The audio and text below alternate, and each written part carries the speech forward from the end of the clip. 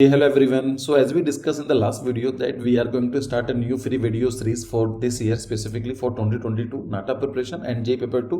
जैसा आप जानते हैं कि नाटा का जो पैटर्न है बहुत जल्दी चेंज हो रहा है और ये बहुत डिफिकल्ट है किसी के लिए भी एक गेस करना कि किस तरह का पेपर आने वाला है। सो इसी चीज़ को हम ध्यान रखते हुए ये प्लान किया है कि every week we are going to have 3 to 4 type of the videos. आपके लिए हर वीक 3 से 4 तरह की वीडियोस आएंगी और ये अलग अलग टॉपिक को कवर कर रही होंगी। ठीक है, तो ये बिल्कुल फ्री होने वाला है सभी बच्चों के लिए। आपके ऑफ कोर्स इसकी कुछ गाइडलाइंस भी मैं आपको दूंगा कि आपको प्रिपरेशन करते समय किस चीज़ का ध्यान रखना है, आपके पास क्या क्या चीज़ होनी चाहिए while like watching your lectures, आपका कॉन्ट्रीब्यूशन क्या रहेगा इन चीज़ों के ऊपर। लेकिन जो ये सीरीज होने वाली है ये थोड़ी डिफरेंट होनी होगी। इसके अंदर हम लोग क्वेश्चंस को बहुत डिटेल में जाके हम डिस्कस करेंगे। और डिटेल का मतलब क्या है कि देखो ये एजुकेशनल चैनल है तो इसके अंदर कोई एंटरटेनमेंट वीडियो तो होने वाली है नहीं, या फिर गाना या कुछ आइटम सॉन्ग्स तो है नहीं। तो जब वो भी वीडियोस हम लोग डिस्कस करेंगे तो मेरा टारगेट होगा कि चाहे वीडियो थोड़ी लंबी हो जाए लेकिन आप लोगों के लिए बिल्कुल डिटेल में, अगर आपने ये वीडियो देख ली उसके बाद इससे मिलता जुलता कहीं से भी क्वेश्चन आता है तो आपका गलत नहीं होना चाहिए। मतलब हम लोगों ने एक बार चीज़ पढ़ ली है तो वो चीज़ सही होगी ही होगी। ठीक है, तो वीडियो लेक्चर थोड़ा लंबा हो सकता है लेकिन करेंगे हम लोग। कुछ गाइडलाइंस हैं इस वीडियो लेक्चर्स के लिए। फर्स्ट ऑफ ऑल ये आपको ध्यान रखना है कि जब भी वीडियो देखेंगे आप चलते फिरते ऐसे नहीं देखेंगे। Always have a notebook in your hand, हमेशा एक नोटबुक रख लो। और बेटर तो ये है कि प्लेन शीट रखो क्योंकि आपको जेई पेपर 2 में फायदा मिलेगा। जेई पेपर 2 के अंदर ड्राइंग बनानी होती है तो जितना आप प्लेन पेपर पर प्रैक्टिस करोगे लिखने की, स्केच बनाने की, आपका कहीं ना कहीं फायदा आपको जेई पेपर 2 ड्राइंग वाले पार्ट्स में मिल जाएगा। तो ये याद रखना है आपको। ये आपको एक नोटबुक खरीदनी है, it has to be the plain paper, मतलब आपको लाइन नहीं खींची होनी चाहिए उसके अंदर। और आप इसको जो भी हम डिस्कस करेंगे उसका नोट्स बनाएंगे। ठीक है, ये फ्री ऑफ कॉस्ट कोर्स है, इसकी कोई पेमेंट नहीं है। बस आपको ये नहीं सोचना है कि ये तो ठीक कभी भी देख सकते हैं। Take it as a course क्योंकि हम लोगों ने सोच रखा है कि जब तक आपका इस साल का प्रिपरेशन नहीं हो जाती है फ्रॉम आवर साइड हम जितने वीडियोस बना सकते हैं आपके फायदे के लिए हम बनाते रहेंगे। ठीक है, तो आप इसको कोर्स की तरह लेंगे, जो भी हम लोग डिस्कस करेंगे उसको ध्यान रखेंगे। हर वीडियो के अंदर मैं कुछ 2-3 क्वेश्चन आपसे पूछूंगा, जो भी क्वेश्चन आपसे पूछूंगा मैं उसका आप कमेंट सेक्शन में जवाब देंगे क्योंकि क्वेश्चन ऐसे नहीं है जो कहीं पर आप चेक करोगे, ये आपकी नॉलेज को चेक करेंगे। ठीक है, तो जब तक आप खुद अटेम्प्ट नहीं करोगे तब तक आपका फायदा नहीं होगा। और अगर मान लेते हैं कि लोग, मैंने देखा कमेंट पर रिप्लाई करने से डरते हैं, क्या हो गलती तो होगा ना, इट इज बेटर कि गलती यहाँ पर कर लो और वहां पर एग्जाम में गलती करोगे। ठीक है, देखो कि elimination method is also very important thing और मैं आपको बहुत सारी चीज सिखाने वाला हूँ कि नाटा के अंदर आप कैसे स्कोर अच्छा कर सकते हैं। ठीक है, लेकिन आपको उसमें स्टिक रहना है। साथ साथ अगर आपको ये इनिशिएटिव पसंद आता है तो सिर्फ आपको कुछ नहीं करना है, आपको ये शेयर करना है। ठीक है, आई थिंक ठीक है। आज की जो वीडियोस होने वाली हैं, जो वीडियो के जो टॉपिक्स हैं वो आपको बता देता हूँ कि आपको जो पहला क्वेश्चन मिलेगा क्वेश्चन फॉर्मेट में डिस्कशन के बेसिस पर करेंगे, just wait for some time more. ठीक है, तो हमारा जो पहला डिस्कशन होगा वो होगा कि housing in hot and dry region. जो आर्किटेक्चर, जो हॉट एंड ड्राई रीजन के अंदर हम किस तरह की हाउसिंग प्रमोट करते हैं, क्यों करते हैं, उसको डिटेल में डिस्कस करेंगे। फिर आपने देखा होगा फ्लोर स्पेस इंडेक्स क्या होता है, या इसकी फुल फॉर्म पूछी जा सकती है, FRI क्या होता है, इन सब चीज़ों को हम देखेंगे, फ्लोर रेशियो इंडेक्स। फिर हम लोग देखेंगे कि गार्डन सिटी कॉन्सेप्ट क्या है, ये भी एक खासकर प्लानिंग के लिए, और इतना ज़्यादा टॉपिक, इंपॉर्टेंट टॉपिक्स हैं ये जो आपके जेई नाटा में तो काम आएंगे और इस सारे के सारे टॉपिक्स आपके बैचलर्स में भी काम आने वाले हैं। तो जो टॉपिक आपने यहाँ पर पढ़ लिया होगा आप एक कॉलेज में भी हेल्प करने वाला है।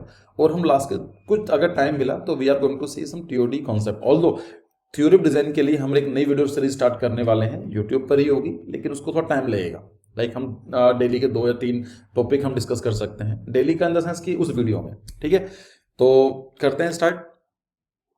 बाकी आपने देखा होगा क्रैश कोर्स और क्रैश कोर्स प्लस स्टार्ट हो चुके हैं और अभी डिस्काउंटेड रेट में है अगले 7 दिन के लिए, आप चाहे तो एनरोल कर सकते हैं।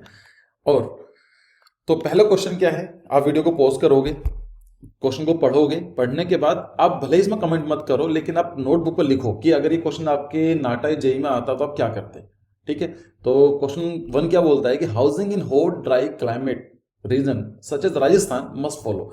कि जो आर्किटेक्चर है, हाउसिंग का मतलब यहाँ पर आर्किटेक्चर से है कि हॉट एंड ड्राई क्लाइमेट जो होता है, जैसे कि एग्जाम्पल भी दिया गया है जैसे राजस्थान में। अगर आपको ये नहीं पता है कि हॉट एंड ड्राई क्लाइमेट का मतलब क्या है, लाइक राजस्थान का जो आपने देखा होगा, जो आपके माइंड में इमेज आती है, यस वो ये हॉट एंड ड्राई क्लाइमेट है, वहां पर कैसी हाउसिंग होनी चाहिए मतलब क्या है, जो architecture is heavily influenced by the climate. अगर आप एक चीज नोटिस करेंगे कि जो आर्किटेक्चर है सबका अलग अलग होता है, यूरोपियन आर्किटेक्चर अलग है, इंडियन आर्किटेक्चर अलग है। इंडियन आर्किटेक्चर के भी आप कोई से भी रीजन लेकर देखो, अगर आप कोस्टल रीजन देखोगे वहां का आर्किटेक्चर अलग है, हिली रीजन का अलग है, रूरल का अलग है और अर्बन एरिया का अलग है। तो इसका मतलब क्या है कि जो आर्किटेक्चर है वो कहीं ना कहीं कई चीजों से इन्फ्लुएंस होता है। अब क्या क्या चीजें हो सकती हैं उसके अंदर, आपका क्लाइमेट हो सकता है, लोकल अवेलेबल मटेरियल हो सकते हैं कि कौन सा मटेरियल कहाँ पर क्या चीज मिलती है। फॉर एग्जाम्पल जैसलमेर के अंदर आपको स्टोन देखने को मिलता है, पत्थर देखने को मिलते हैं, तो वहां पर आपको वुडन आर्किटेक्चर नहीं देखने को मिलेगा। केरला के अंदर जाओगे तो वहां पर इक्वेटोरियल रेन फॉरेस्ट है, तो वहां पर अच्छी रेनफॉल होती है, तो बैम्बूज आपको वुड आर्किटेक्चर भी देखने को मिल जाएगा। ठीक है, तो ये सब चीजें आपको पता होनी चाहिए। तो हॉट एंड ड्राई क्लाइमेट के अंदर कौन सी हाउसिंग आप पसंद करेंगे। अब एक आर्किटेक्चर का काम क्या होता है, लाइक एक आर्किटेक्ट है या आर्किटेक्चर ऐसा बात करें, उसका यूज क्या है। उसका आर्किटेक्चर का यूज ये है कि जो आपकी रिक्वायरमेंट है उसको सॉल्यूशन प्रोवाइड करा सके।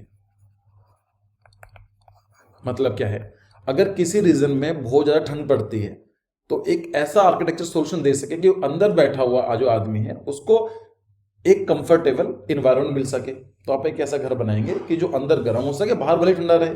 सेम चीज ऐसी है कि अगर कहीं पर बहुत ज्यादा गर्मी होती है तो उसको एक ऐसा आर्किटेक्चर प्रोवाइड कराएंगे जहां पर एक अच्छी इन्वायरमेंट कंडीशन मिल सके। ज्यादा बाहर गर्मी है, एक इस तरह का आर्किटेक्चर जहां पर थोड़ा सा रिलैक्सेशन हो सके, ठंड ज्यादा ना हो लेकिन एटलीस्ट गर्मी थोड़ी सी कम की जा सके।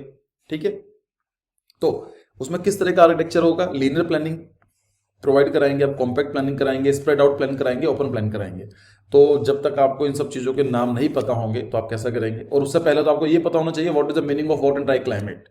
ठीक है, तो देखो हॉट एंड ड्राई क्लाइमेट का मतलब क्या होता है, very high day time temperature.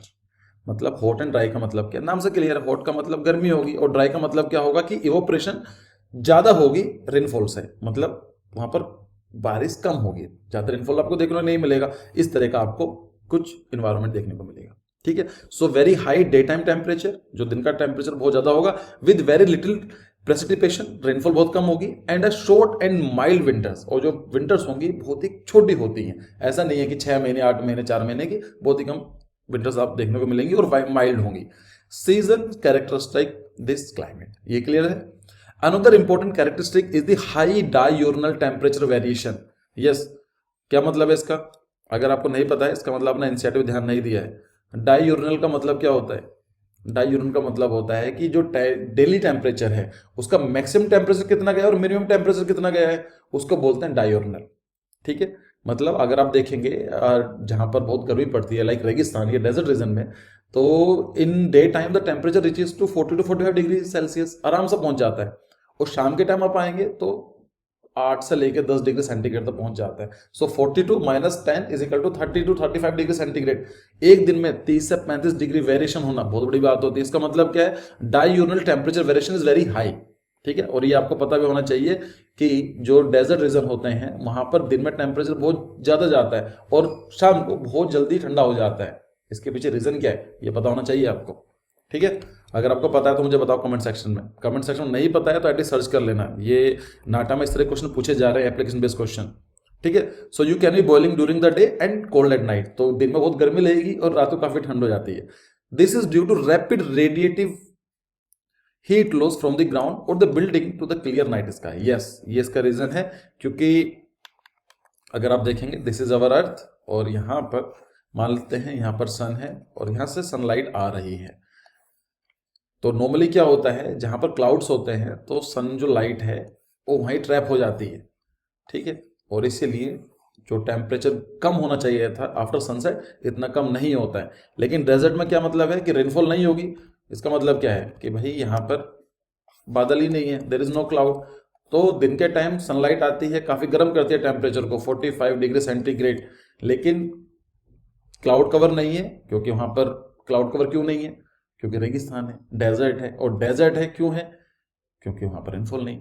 Same ही चीज है ना, तो जल्दी टेम्परेचर ठंडा हो जाता है। ठीक है, क्लियर है। अब हम देखते हैं कि चार जो ऑप्शंस हैं उनको सर्च करते हैं कि मतलब क्या होता है। एक होता है लीनियर प्लान, नाम से क्लियर है कि कोई लाइन है जो प्लानिंग होगी लाइन के हिसाब से होगी, लाइक कोई एक लाइन के अराउंड बन रही होगी। फॉर एग्जाम्पल आप यहाँ पर देखेंगे तो यहाँ रोड जा रही है और जो हाउसिंग है यहाँ पर डिजाइन किया गया है। सो लीनियर कॉन्सेप्टुअल लाइन का मतलब क्या होता है? A concept that produces architecture of a series of spaces organized along a pathway. मतलब क्या है? एक तरह का प्लानिंग है, एक तरह का कंसेप्ट है जो आर्किटेक्चर को series of spaces organize along the pathway. Pathway का मतलब एक रोड जा रही है और जो स्पेसेस हैं, मतलब जो आर्किटेक्चर घर हो सकते हैं, घर को स्पेसेस की तरह से बोल सकते हैं कि it is a designing of the spaces, है ना। आर्किटेक्चर का मतलब ये तो होता है। तो आप यहाँ पर एक रोड के किनारे बने हुए हैं। अब ये मत बोलना कि pathway, pathway can be a railway line, railway crossing भी लाइन हो सकती है, या फिर मान लीजिए रिवर भी हो सकती है आपने अगर आप देखेंगे, और एक कैनाल भी हो सकती है। The perfect example is Venice. Venice के अंदर रोड नहीं है, नॉर्मली क्या है, कैनाल्स हैं, तो वहां पर घर ऐसा बने होते हैं। सो ठीक है, so this is the thing, space organize along a pathway. Concept of urban development laid out of the other side of the central transport spine. मतलब एक रोडवेज हो सकती है, रेलवे हो सकती है, सर्विस कुछ भी हो सकता है। आप बोलेंगे सर कि लाइक ये रोड हो सकती है, रेलवे हो सकता है, और रिवर भी हो सकती है। कभी कभी क्या होता है, माउंटेन भी हो सकते हैं। मान लीजिए एक तरह से माउंटेन इतना बड़ा है यहाँ पर, तो आपने यहाँ पर सेटलमेंट कर रखी है ना। ऑल्दो फॉर्मुलाइज बाय दी सूर्यवाई माता, ये भाई साहब भी आएंगे इन रेगुलर वीडियोस जो हम करने वाले हैं। सूर्यवाई माता को याद रखना, ये दोबारा लेकर आऊंगा लेकिन प्लानिंग के लिए, इनको बहुत उन्होंने स्टडी की थी इसके ऊपर, ठीक है। Was in operation along main road out of the C19 cities with tram line and railways facility development, ठीक है। यहाँ तक क्लियर है। तो आपको क्या लगता है कि डेजर्ट वाले रीजन में या हॉट एंड एरिड रीजन में लीनियर प्लानिंग होनी चाहिए? तो चलो देखेंगे इसको भी। कॉम्पैक्ट प्लानिंग का मतलब क्या होता है? एक ऐसी प्लानिंग जो बहुत ही कॉम्पैक्ट हो, ठीक है। द कॉम्पैक्ट सिटी और the city of short distance is an urban planning and urban design concept which promotes relatively high residential density, ठीक है, याद रखो इसको, high residential density. High density का मतलब क्या होता है? मैं आपको एक लैंड देता हूं, it is 1 kilometre by 1 kilometre, और यहां पर सिर्फ 2 लोग रहते हैं। और दूसरा एग्जांपल देता हूं, it is also same 1 kilometre by 1 kilometre, और यहां पर 100 लोग रहते हैं। तो डेंसिटी का मतलब क्या हुआ? इसकी डेंसिटी ज्यादा है, कितने लोग रह रहे हैं अपॉन दी टोटल एरिया। तो इन एरियाज में क्या होता है कि हाई रेजिडेंशियल डेंसिटी, मतलब कॉम्पैक्ट है, आसपास है, इसके लिए हाई डेंसिटी आपको देखने को मिलेगी। एंड मिक्स्ड लैंड यूजेस, ठीक है। मिक्स्ड लैंड यूज का मतलब, लैंड यूज का मतलब कौन से आप लैंड यूज करने वाले हो। अब अगर मान लीजिए पूरी एग्रीकल्चर जो लैंड है आप एग्रीकल्चर यूज कर रहे हो, तो हम बोलेंगे एग्रीकल्चर लैंड है। अगर रेजिडेंशियल लैंड है तो बोलेंगे रेजिडेंशियल लैंड है, ठीक है। अगर मिक्स का मतलब क्या है, वहां पर एग्रीकल्चर भी हो रहा है, कॉमर्शियल एक्टिविटीज भी हैं, सब कुछ चीजें एक्टिविटीज हैं, तो उसको बोलेंगे मिक्स्ड लैंड यूजेस।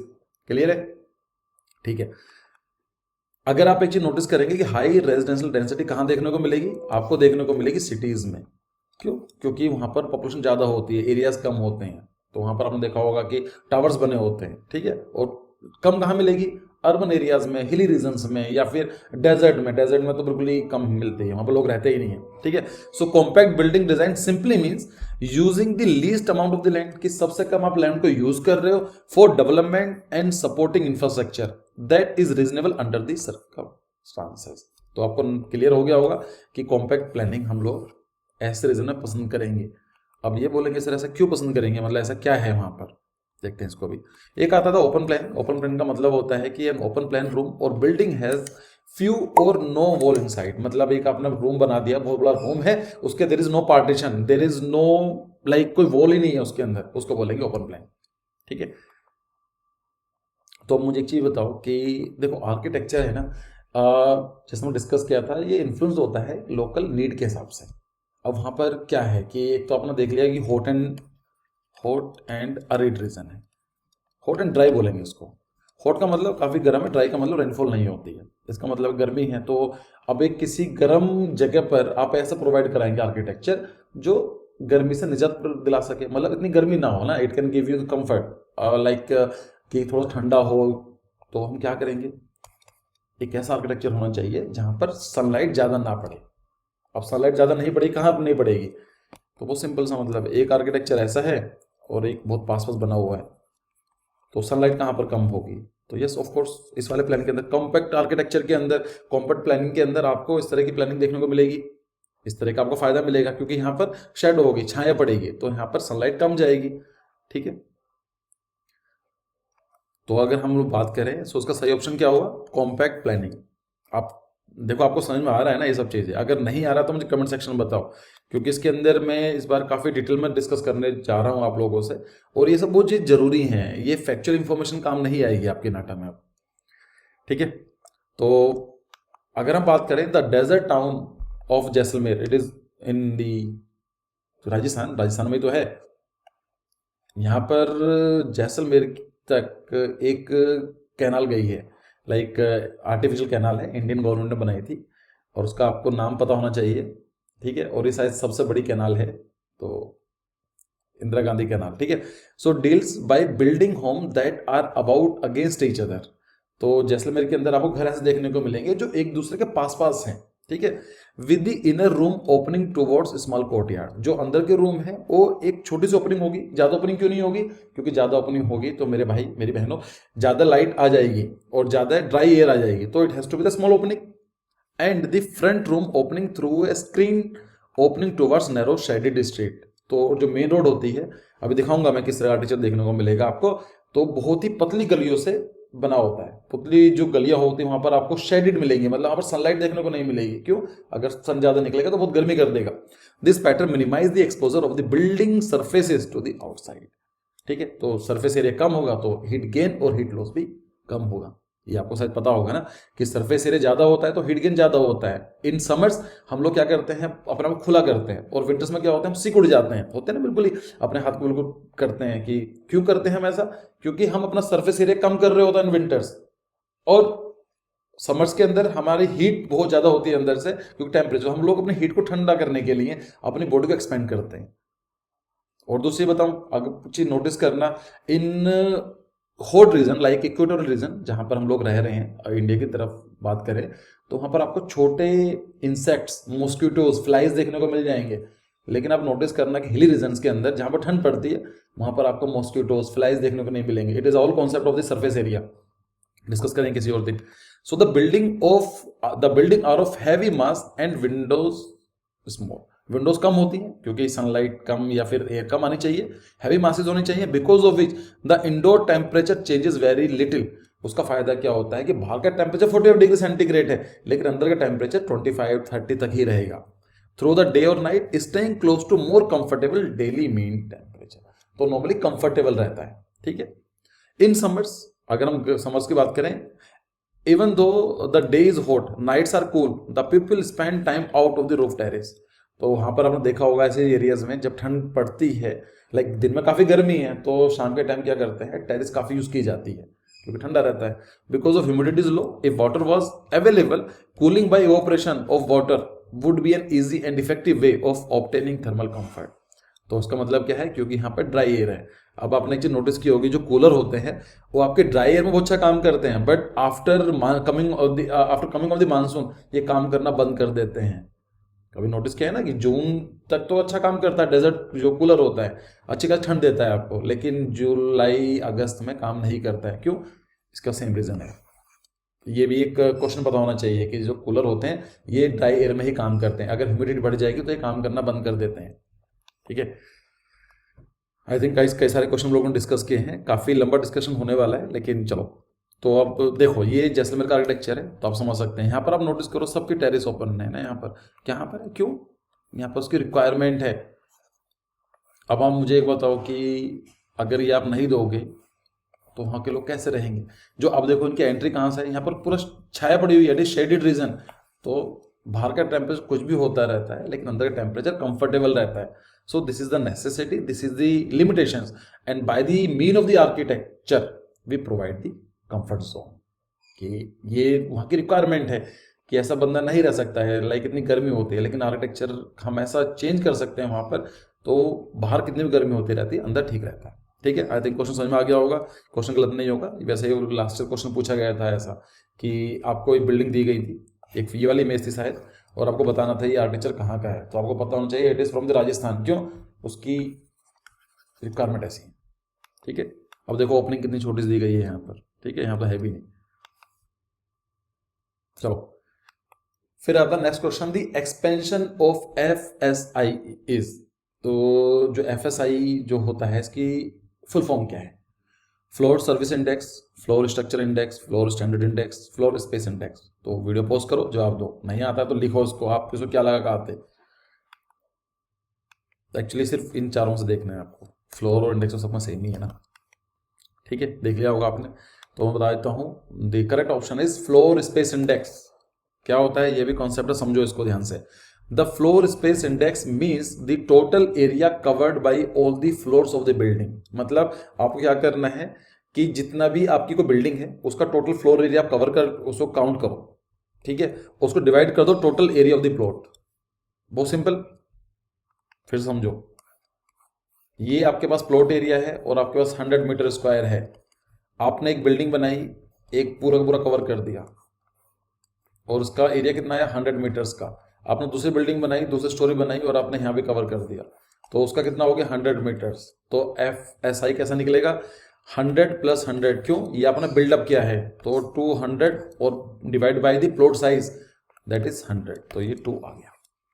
ठीक है, सो फ्लोर स्पेस इंडेक्स क्या होता है, आपने कभी नोटिस किया होगा या आपने कभी माइंड में क्वेश्चन रहे होंगे कि हम एक बिल्डिंग कितनी हाइट तक जा सकते हैं। होता है ना कि बुर्ज खलीफा सबसे बड़ा है, उसकी हाइट सबसे बड़ी है, तो ऐसा इंडिया में क्यों नहीं है।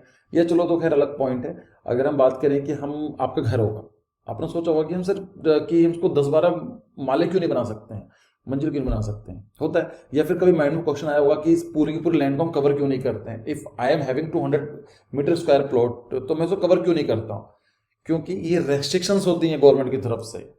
अब हम क्यों रेस्ट्रिक्शन दी जाती हैं उसको पढ़ेंगे, अभी इसी वीडियो में पढ़ेंगे। ठीक है, तो पहले समझो कि फ्लोर स्पेस इंडेक्स क्या होता है। So it is a total area covered by all the floors of the building divided by the total area of the plot. आपने पूरी बिल्डिंग के जो फ्लोर्स है उनको कवर ऐड कर लिया, उसको डिवाइड कर दिया टोटल प्लॉट साइज से, on which this building are constructed. ठीक है, F S I floor space index is often referred as floor area ratio. तो याद रखना एफ एस आई और एफ ए आर, मैंने शायद कुछ पहले कुछ गलत बोला होगा इन स्टार्टिंग।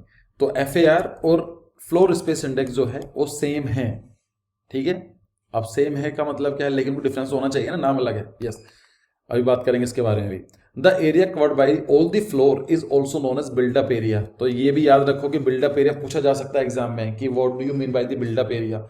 बिल्डअप एरिया का मतलब क्या है कि जितने भी आपकी बिल्डिंग बनी हुई है सबके फ्लोर काउंट कर लो, ऐड कर दो, तो ये आ जाएगा buildup area. For example, ground floor के अंदर 100 मीटर स्क्वायर आपने कवर कर रखा है और फर्स्ट स्टोरीज आपने जो बनाई है उसके अंदर आपने 50 मीटर स्क्वायर कवर कर रखा है, तो बिल्डअप एरिया कितना होगा 100 प्लस 50 150। ठीक है, the total floor space area of all the floor by the complete area of the plot is known as the floor space index. It is basically a ratio that helps in deciding how much construction must be done on a piece of land. Like must का मतलब होता है कि जरूरी नहीं है, कितनी कर सकते हो आप ऐसा मान के चलो आपके पास एक प्लॉट है, आपने खरीदा बहुत मेहनत करके 100 मीटर स्क्वायर। आप क्या कह रहे हो कि अगर मैं एक फ्लोर कवर करता हूँ तो मेरे पास एक फ्लोर आता है, तो मैं क्यों ना एक काम करूँ, इसको पूरा टावर बना लेता हूँ, लाइक ऐसा बना लेता हूँ और यहाँ पर हम लोग पूरे फ्लोर बेच सकते हैं। होता है ना, आपके माइंड में आया होगा ऐसे क्वेश्चन। ऐसा नहीं कर सकते, क्यों, जो एफ फ्लोर स्पेस इंडेक्स जो है यहाँ पर दिया होता है ये गवर्नमेंट प्रोवाइड कराती है। ये आपको निकालना नहीं होता है कि इसका कितना है, वो गवर्नमेंट देगी आपको। लेट्स से 2 है, तो ये लिमिटेशंस हैं आपके ऊपर कि आप कितने फ्लोर कितना एरिया दे सकते हो। अब समझ में आया। अगर मान लेते हैं कि आपने गवर्नमेंट ने 2 दिया, तो इसका मतलब क्या है, आपके पास अलाइंड है, तो या तो आप एक काम करो पूरा कवर कर लो, ग्राउंड फ्लोर तक पूरा का पूरा कवर कर लो। इसके प्लॉट का साइज कितना था 100 मीटर स्क्वायर लेट्स से, तो आपके पास गवर्नमेंट ने बोल दिया कि 2 है FAR, तो आप क्या कर सकते हो, या तो आप एक काम करो ग्राउंड फ्लोर पूरा कवर कर लो, तो इसके अंदर इसका बिल्डअप एरिया कितना होगा, अभी 100 मीटर हो गया। आपने क्या करा, अब इसको 100 बाई 100 कितना आया, 100 बाई 100 इज इक्वल टू 1, तो आपके पास 2 तक अलाउड है, तो आपने क्या करा एक फ्लोर और डाल दिया, और इस फ्लोर को डालने के बाद क्या होगा, तो इसका भी 100 हो जाएगा, तो 200 by 100 now your is to 2, इसको बोलते हैं FAR। क्लियर है। तो आपकी लिमिटेशन कर दी कि आप कितना कवर कर सकते हो। अब आप बोलेंगे सर ये तो हम लोग 3rd मंजिल तक नहीं जा सकते, नहीं जा सकते इस तरीके से। अगर आप 3rd स्टोरी जाना चाहते हो कैसे जाओगे, सिंपल रीजन है ना, क्या करो, let me change my pen. तो हम एक काम करेंगे, मैं बोलूंगा सिंपल है यार, एक काम करो, इसको आधा कवर करो आप और 4 फ्लोर तक जाओ। क्यों?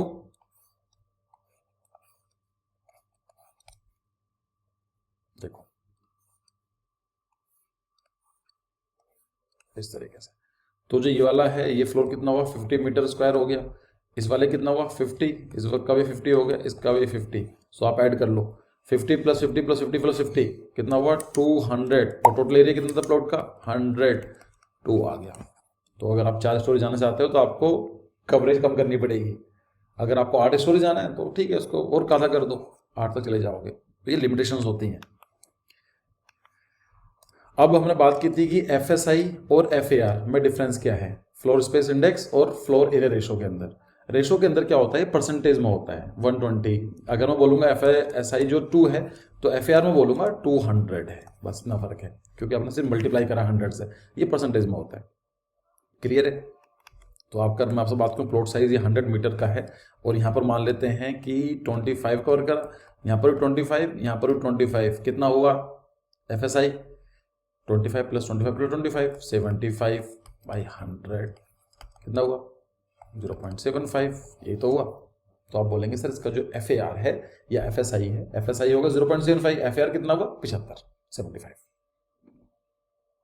अब गवर्नमेंट आपको बताएगी कि आपका जो FSI होना चाहिए वो 1 होना चाहिए। इसका मतलब क्या है, अगर आप चाहो तो 1 फ्लोर और भी दे सकते हो, 1 फ्लोर और देंगे वाला पार्ट, तो ये अलाउड है। क्यों 1 का, अगर 2 होगा तो इसका डबल टाइम हो जाएगा। ठीक है, ये सेम चीज़ है। अगर मान लीजिए अगर कोई आपको लैंड है और ये 100 का ही लेकर चलते हैं, आपने सिर्फ इतना करा है, तो कितना आएगा FAR 0.25। क्यों, ये 25 एरिया कवर हुआ है। 50 कर दोगे तो 50/100 इज इक्वल टू 0.5, पूरा कवर कर दोगे FAR 1 हो जाएगा। 1.5 करोगे 1.5, FAR अगर 2 डाल दोगे फ्लोर तो ये कितना हो जाएगा 2 हो जाएगा। क्लियर है? ऐसा बहुत कोई प्रॉब्लम नहीं है। अगर आपको बोला जाता है कि 1:1 मेंटेन करके क्या करना है, आइदर आप एक स्टोरी बना सकते हो, 100% एरिया कवर कर सकते हो। क्यों, आपका मान लेते हैं जो प्लॉट साइज है 100 मीटर स्क्वायर का है, और आई नो कि मैं ये चीज़ रिपीट कर रहा हूँ क्योंकि बच्चों को प्रॉब्लम रहती है। अगर आपने ये चीज़ जानते हो, थोड़ा सा आगे कर लो यार, मतलब 10-15 सेकंड 20 सेकंड आप मिनट आगे कर लो। अगर आप 2 स्टोरीज करना चाहते हो तो आपके लैंड कवरेज जो होगा वो आधा हो जाएगा, है ना। और अगर आपको 4 स्टोरी जाना है तो 25 कवर कर सकते हो। तो ये लिमिटेशंस हैं गवर्नमेंट की तरफ से। अब बात यह आती है कि इंपॉर्टेंस क्या है इसकी, क्यों गवर्नमेंट क्यों लिमिट करती है इन चीज़ों के लिए। देखो, stabilising rules related to floor space index floor area ratio is of the outmost important. ये बहुत जरूरी है। और रीजन क्या होता है, just a simple reason is to control the population density pressure in an area, कि किसी भी एरिया के अंदर पॉपुलेशन डेंसिटी को मेंटेन करना।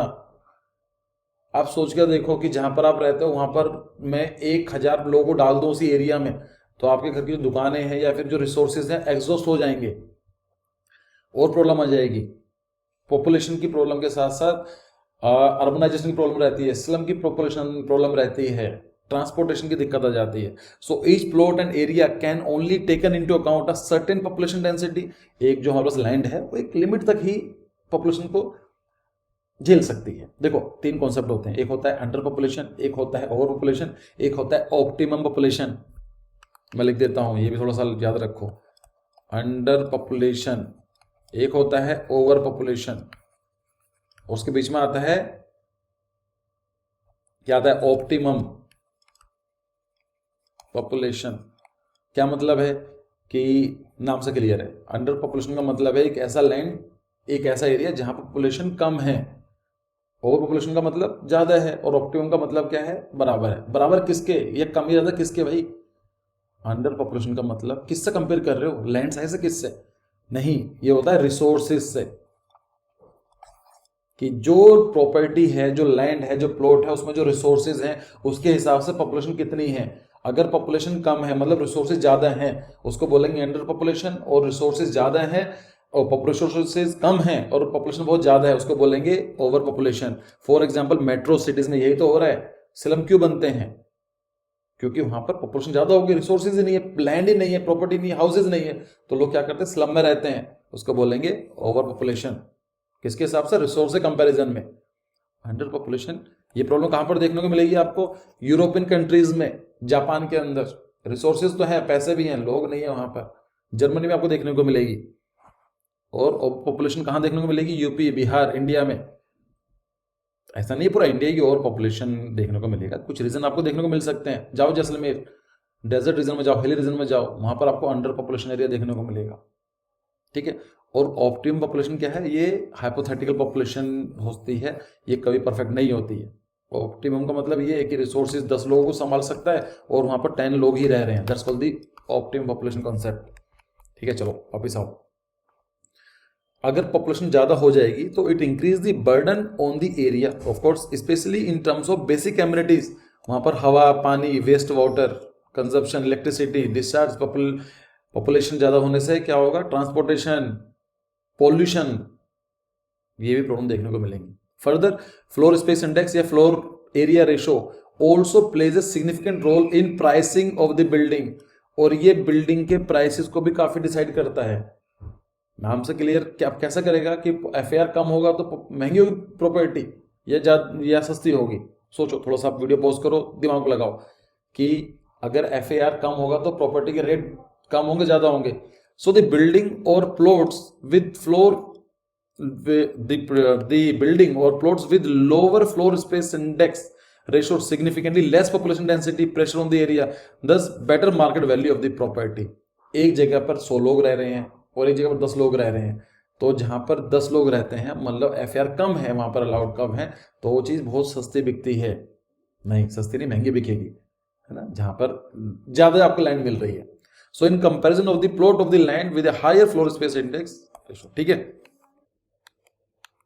ठीक है। लेकिन चलो ये तो आप हो गए जो हम रहने वाले हैं, but what about the builders perspective? Builders के हिसाब से क्या है, ये सही है गलत है? सोच कर देखो कि बिल्डर ये पसंद करता है एफआईआर या नहीं पसंद करते हैं, क्योंकि लिमिटेशंस हैं। बिल्डर्स को एक लिमिट डाल दी कि इससे ज़्यादा आप नहीं जा सकते हो। अगर ज़्यादा अलाउड होता है तो उसी प्लॉट के अंदर वो 4 की जगह 8 स्टोरी बनाता और अच्छे खासे बेचता, लेकिन अब लिमिटेशन डाल दी, तो बिल्डर्स के हिसाब से ये सही नहीं है उनके हिसाब से। So if we consider the other side of the coin, a builder will prefer a high floor space index. क्यों? उसको तो अच्छा लगेगा ना जितनी मेरी एरिया में कवर कर सकता हूं। For the simple reason that higher floor space index ratio means more apartment can be developed and sold, कि ज्यादा एरिया अलाउड है तो ज्यादा अपार्टमेंट बनाए जा सकते हैं और ज्यादा बेचे जा सकते हैं। Taking into consideration the housing demand, increasing floor space index may be a good idea. अगर किसी भी एरिया के अंदर लगता है कि पॉपुलेशन बहुत ज्यादा हो गई है या फिर स्लम्स हैं, तो वहां पर गवर्नमेंट क्या कर सकती है? एफएआर को रिलैक्स कर सकती है, 2 की जगह 3 कर देगी। अब क्या होगा? 2-3 करने की वजह से कुछ फ्लोर ऊपर और ऐड हो जाएंगे। फ्लोर ऐड होने का मतलब क्या है? कि ज्यादा लोग आ जाएंगे। However ultimately it will put pressure on the land and the facilities available. लेकिन बात तो वही रहेगी ना कि जो रिसोर्सेज तो लिमिटेड रहेंगे ना, या तो आप रिसोर्सेज बढ़ाओ। ठीक है, चलो। अगर आपको जानना है कि आपके सिटीज में कितना है, तो मेन में सिटीज की डाल दिया है। मुंबई के अंदर आप देखेंगे 1:4 होता है, यहाँ पर 3.25 है। तो आप देखेंगे रेजिडेंशियल के अंदर इतना देखने को मिलेगा और नॉन रेजिडेंशियल एरिया के अंदर आपको इतना देखने को मिलेगा। ठीक है, ये बाकी अपनी अथॉरिटीज जहाँ पर आप रहते हैं तो चेक कर सकते हैं, सर्च करोगे उनकी डेवलपिंग वेबसाइट के ऊपर। जैसे दिल्ली की है डीडीए, दिल्ली डेवलपमेंट अथॉरिटी, तो सब लोग रखते हैं, उस जगह पता कर लेना आप। ठीक है, अब बात ये होती है कि एडवांटेज क्या है एफएसआई के एक सिटी मेंटेन करने के लिए। भाई it maintain the ratio of the open space to the build up area. तो ओपन स्पेस भी जरूरी है ना आपकी सेफ्टी के लिए, आपके ओवरऑल डेवलपमेंट के लिए। It maintains the sky line of the city. तो आप सोच कर देखो कि एक आपका लोगों ने डिजाइन कर रखा है, it is very small thing, और किसी ने इतने बड़ा बना दिया, एक गंदा सा बना दिया ना, तो एक स्काई लाइन को मेंटेन करता है। आपको जो घर मिलेंगे सारे सेम साइज के देखने को मिलते हैं। An average FSI value ensure a good development of the project। ठीक है, maintain equilibrium between sustain plan growth and development is important. ठीक है, वो भी जरूरी है। आप बड़ा टावर खड़े कर दोगे तो कहीं अर्थक्वेक आ गया तो ये फॉल कर सकता है, उसके बाद ही कई सारी प्रॉब्लम और भी आ जाती हैं। ठीक है, तो एक बैलेंस होना जरूरी है। ठीक है, आई थिंक क्लियर हो गया होगा आपको। चलो फिर एक नेक्स्ट है कि थर्ड क्वेश्चन है, garden city principle was propounded by. जो गार्डन सिटी प्रिंसिपल है किसने प्रोपाउंड किया था? सो पैट्रिक गैडिस, हिवर सिमर, इवेंजर होवर्ड, सूर्यबाई माता है। तो उसका सही ऑप्शन क्या है? आपने टाइप कर लिया होगा। या लिख लिया होगा पेपर में अपने, लेकिन चलो मैं डिस्कस करता हूँ। जो डिस्कस करने के साथ साथ ही आपको ये जवाब मिल जाएगा, लेकिन उसको पढ़ते हैं। गार्डन सिटी प्रिंसिपल है क्या, कॉन्सेप्ट क्या है ये? देखो, ये भी पॉपुलेशन के साथ ही स्टार्ट होता है। फ्रॉम द इंडस्ट्रियल रेवोल्यूशन, कब होता है ये? ब्रिटेन में होता है 1773 के आसपास माना जाता है, जब invention of the steam engine किया गया था, and it is called as it is the start of the industrial revolution. तो many European cities faced an unprecedented rise in the rate of population growth. अब urbanisation start होगा तो गांव से बहुत सारे लोग जाने लगे, जो आज इंडिया फेस कर रहा है, आज से करीब 200-250 साल पहले जो यूरोपियन कंट्रीज फेस कर चुकी हैं। सो उससे क्या हुआ? पॉपुलेशन ग्रोथ हुई सिटीज में, intensified by the migration of the people, और लोगों ने क्या करा? माइग्रेट करना स्टार्ट कर दिया गांव से शहर में, from the rural area to urban area, seeking better opportunities. आज इंडिया में ऐसे तो हो रहा है, तो कि गांव से लोग आते हैं पढ़ने के लिए, हो गया हेल्थ केयर हो गया, एम्प्लॉयमेंट हो गया, या फिर बेटर फैसिलिटीज या बेटर स्टैंडर्ड ऑफ लिविंग के लिए लोग गांव से शहर की तरफ माइग्रेट करते हैं। माइग्रेशन का हिंदी में बोलते हैं पलायन करना, आई थिंक ऐसा लिखा जाएगा, पहले आयन, ठीक है। Although cities become more inviting problem such as pollution. अब क्या हुआ? लोग ज्यादा आने लगेंगे, ज्यादा आएंगे तो पॉपुलेशन बढ़ेगी, उससे क्या होगा? पॉल्यूशन बढ़ेगा। And the growth of informal settlement like slums intensified. अब लैंड तो एक लिमिटेड है, लोग ज्यादा आगे तो क्या करेंगे? एक स्लम्स डेवलप हो जाएंगे। Mean while the country side, तो आपने एक चीज नोटिस करी कि शहरों में क्या हुआ? उस टाइम पीरियड में प्रॉब्लम होने लगी। अब जो लोग गांव से आ रहे थे, उन गांव को बोला जाता था यूरोपियन में कंट्री साइड, या इस कॉन्सेप्ट में बोला जाता है कंट्री साइड, रूरल एरियाज को। So meanwhile in country side provided proximity to nature. अब जो गांव में क्या थे? बिल्कुल नेचुरल चीजें थी, वहां पर पॉल्यूशन बिल्कुल भी नहीं था, और सब कुछ ठीक था, कोई भीड़ भी नहीं थी वहां पर। And the abundance of the natural resources, और रिसोर्सेज बहुत सारे थे, इवन अब तो ज्यादा हो गए। क्यों? People migrated from the rural to urban area, but it also suffered from isolation. वहां पर क्या हुआ? अकेलापन महसूस होने लगा। And decrease in employment opportunities, और वहां पर अपॉर्चुनिटीज कम होने लगी। क्यों? जो वर्किंग पॉपुलेशन थी वो तो शहरों में आ गई थी। तो उसका मतलब क्या है? अर्बन एरिया में भी कुछ प्रॉब्लम देखने को मिली, रूरल एरिया में देखने को मिली, ठीक है। तो ये चीज समझ में आई clear? Urban area was facing some problem and rural area was also facing some problem. दोनों के अंदर पॉजिटिव भी थे कि वहां पर एम्प्लॉयमेंट मिल रही है अर्बन एरियाज में, रूरल एरियाज के अंदर नेचुरल है, पॉपुलेशन इतनी कम है कि पॉल्यूशन भी नहीं हो रहा है। So in light of these issues in the late 19th century the concept of garden city was created. तो इन सब चीजों को देखते हुए गार्डन सिटी का जो कॉन्सेप्ट है वो इवॉल्व हुआ। The garden city concept was based on the creation of a series of a small cities that would combine the advantage of the both environment.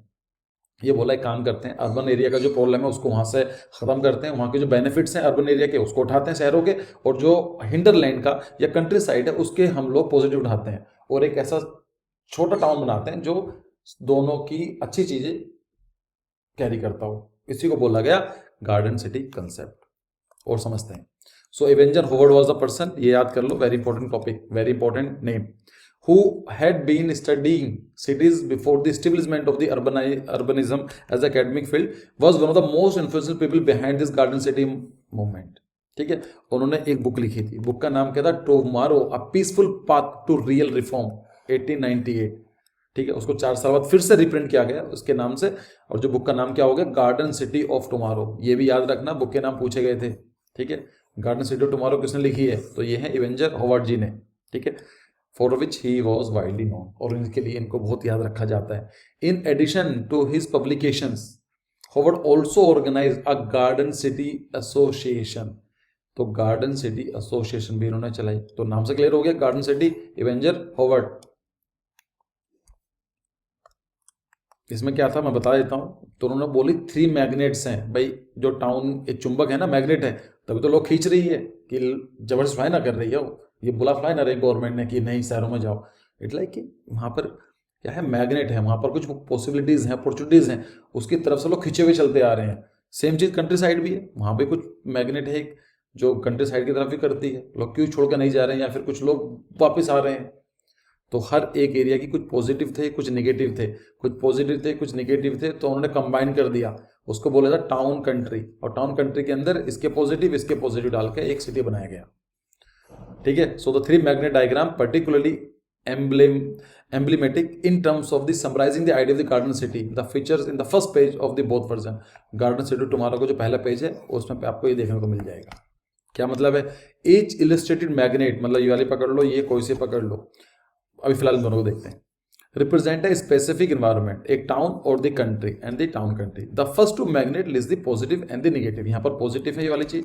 City town में क्या होगा? Town के अंदर आपको इंप्लॉयमेंट अच्छा देखने को मिलेगा, बेटर फैसिलिटीज मिलेंगी, जॉब अच्छी मिलेगी, एजुकेशन हेल्थ अच्छी मिलेगी। पर प्रॉब्लम क्या है?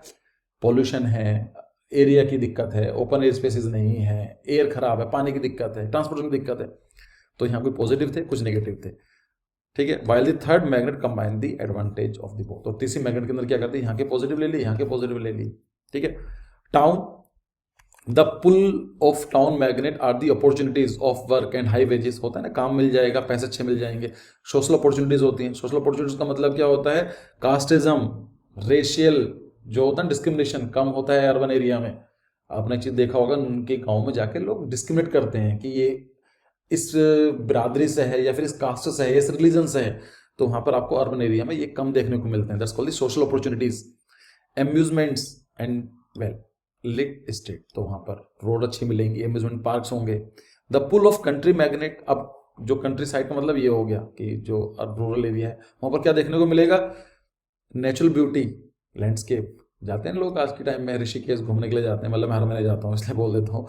तो कंट्री साइड क्यों जाते हैं? कि हिल्स में जाते हैं, नेचुरल के पास जाते हैं, कि बहुत भीड़ हो गई है, पोल्यूशन ना हो गया, एक अच्छी जगह चाहिए, फ्रेश एयर चाहिए हमें, हेल्थफुलनेस चाहिए, एक अच्छी लाइफ चाहिए। It was close out of nature, offered isolation of the crowd and distance from work.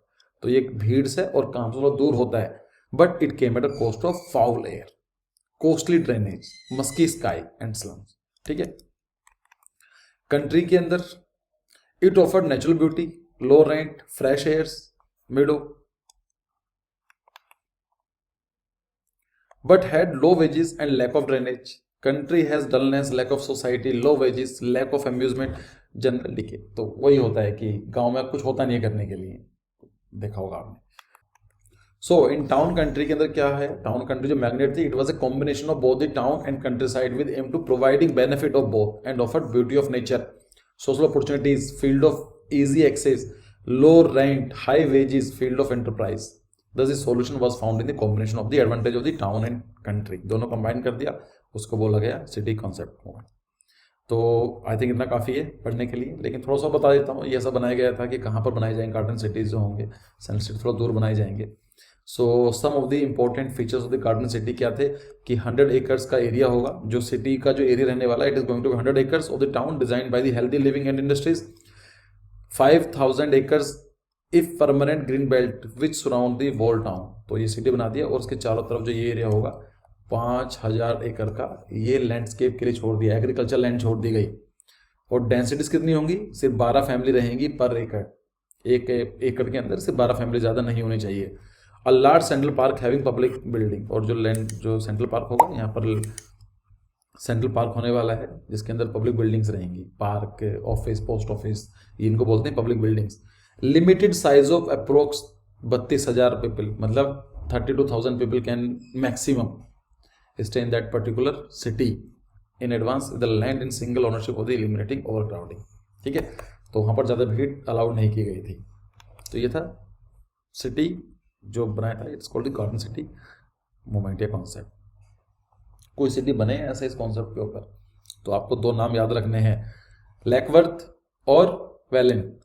इसको बोलते हैं लैकवर्थ गार्डन सिटी, और उसको बोलते हैं वेलिंग। ये दोनों के दोनों यूके में, मतलब लंदन के पास हैं। ये लंदन के पास है, आई थिंक 150 किलोमीटर के आसपास है, ठीक है। तो ये क्वेश्चन पूछे जा सकते हैं कि जो दो सिटी हैं क्यों फेमस है। These cities are famous for the garden city. ऐसा नहीं है कि कहीं और नहीं बनाए गए थे, लेकिन these two cities are dedicatedly design for the garden city concept, ठीक है। अब कई सारी चीज़ें और भी थी कि फेल हुआ, ये सक्सेसफुल रहा। कुछ लोग फेलियर मानते हैं, कुछ लोग सक्सेसफुल मानते हैं। क्योंकि अगर हम बात करें कि इसमें प्रॉब्लम कहाँ पर थी, प्रॉब्लम वाज कि आप कोई भी सिटी बनाओगे तो अर्बनाइजेशन पॉपुलेशन बढ़ेगी ना। अभी तक आपने बना दिया 32,000 लोगों के लिए, लेकिन कल तो 32 से ज़्यादा होंगे ना, उनके बच्चे होंगे, ऑफ स्प्रिंग्स होंगे, या माइग्रेट करेंगे। दूसरा क्या हुआ, ये प्रॉब्लम देखने को मिली कि गवर्नमेंट ने इंसेंटिव्स दिए, क्योंकि कोई भी आदमी क्यों जाएगा अपने शहर से छोड़कर बाहर। तो गवर्नमेंट ने इंडस्ट्रीज को बोला कि हम आपको टैक्स में आपको रिबेट देंगे, या फिर आपको हम कुछ लो लैंड प्रोवाइड कराएंगे, लो लाइक सस्ती लैंड प्रोवाइड कराएंगे। उससे क्या हुआ, फिर वो प्रॉब्लम देखने को लगी। जब इंडस्ट्री डेवलप हो गई तो लोग बाहर से आने लगे, वो सिटी भी एक तरीके से ऐसे डेवलप होने लगी, स्लम्स बनने लगे। जो प्रॉब्लम हमें अर्बन एरियाज देखने को मिलती थी वो सेम प्रॉब्लम हमें इन सिटीज़ में भी देखने को मिली, पर कॉन्सेप्ट वाज गुड। ठीक है, आई थिंक वीडियो लंबी हो गई है, लेकिन अब वही चीज़ है कि अगर हम कुछ पढ़ना चाहते हैं डिटेल में पढ़ने के लिए थोड़ा टाइम लगता है। देखो मैंने आपको पहले इसलिए बात की थी कि अपना नोट डाउन करते रहना, कई सारी चीज़ और डिस्कस करने वाले हैं कमिंग वीडियोज़ में।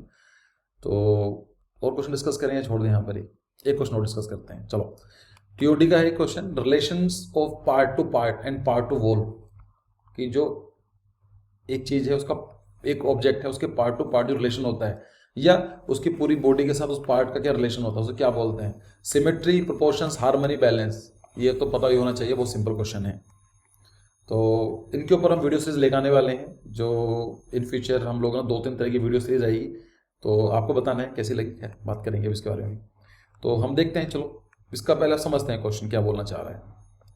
ये बोलना चाह रहा है कि एक पार्ट से दूसरे पार्ट से कंपेयर करते हैं उसके बीच का रिलेशन, या एक पार्ट से उसके पूरे की पूरी बॉडी पार्ट को कंपेयर करते हैं उसका रिलेशन क्या दिखाता है।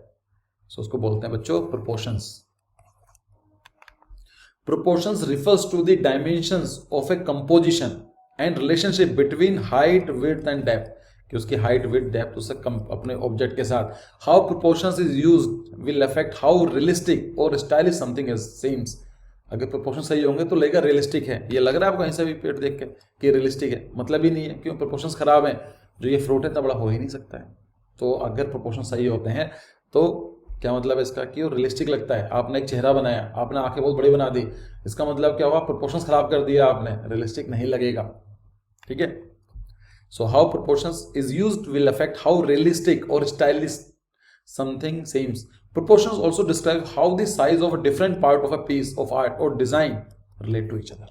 ठीक है, एक दूसरे कैसे डिजाइन रिलेट करते हैं। तो इसका समझ लो क्या होता है। सिमेट्री नहीं है, हायरार्की नहीं है, बैलेंस नहीं है। अगर आपको मतलब नहीं पता इनके तो don't worry, in coming days हम इनको कवर करेंगे, डिटेल में डिस्कस करने वाले हैं। ठीक है, प्रोपोर्शंस के बारे में बात क्या आई थी, देखो एक कोट है, the length of the outspread arms is equal to the height of the man. कि एक पर्सन थे, उनका नाम क्या था? लियोनार्डो दा विंची, सुना ही होगा आपने। उनका बड़ा फेमस कोट है, simplicity is the ultimate sophistication. जिस चीज को इतना सिंपल रखोगे उतना अच्छा है।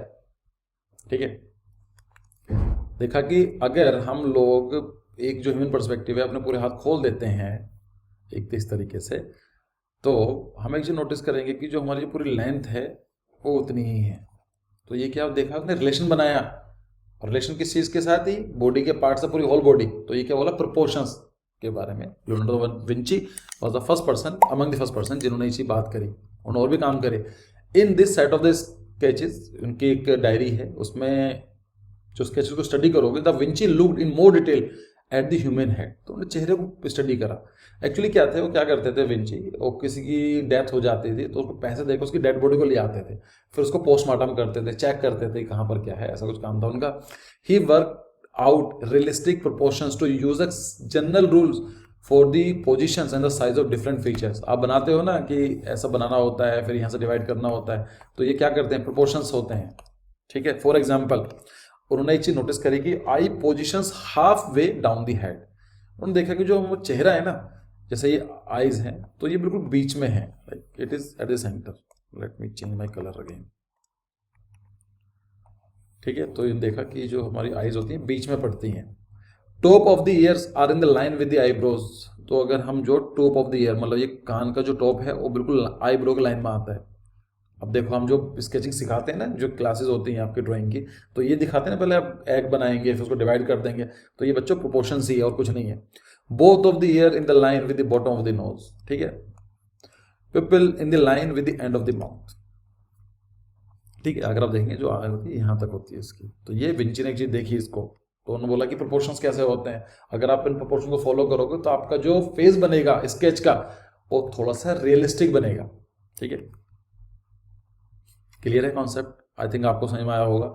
और भी हम डिस्कस कर सकते हैं, लेकिन चलो आज के लिए काफ़ी बड़ी वीडियो बन गई है।